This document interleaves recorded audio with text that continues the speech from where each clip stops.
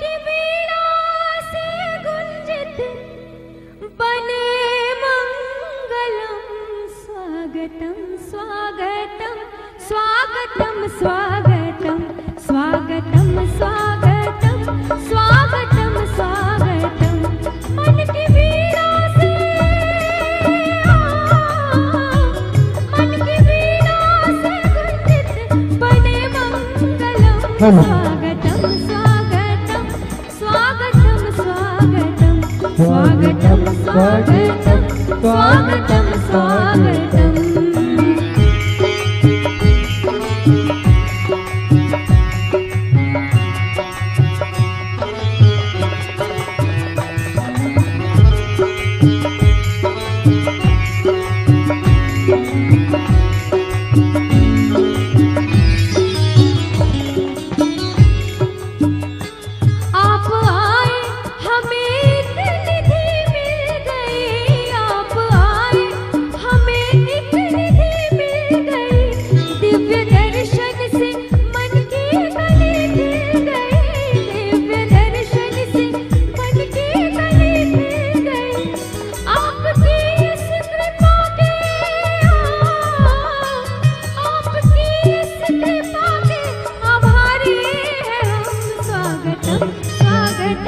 स्वागतम स्वागतम स्वागतम स्वागतम स्वागतम स्वागतम।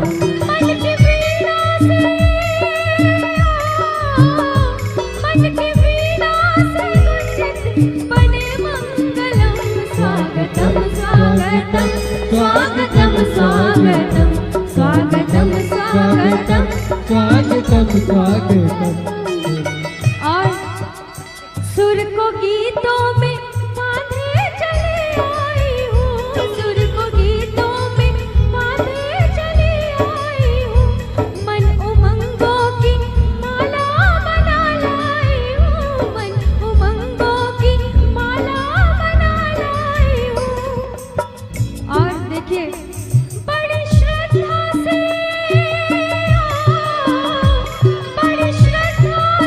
इसको पहनाते हैं हम। स्वागतम स्वागतम स्वागतम स्वागतम स्वागतम स्वागतम स्वागतम स्वागतम। मन की वीणा से मन की वीणा से गुंजित बने मंगलम। स्वागतम स्वागतम स्वागतम स्वागतम स्वागतम स्वागतम स्वागतम स्वागतम स्वागतम स्वागतम स्वागतम स्वागतम स्वागतम स्वागतम स्वागतम। और माननीय सांसद जी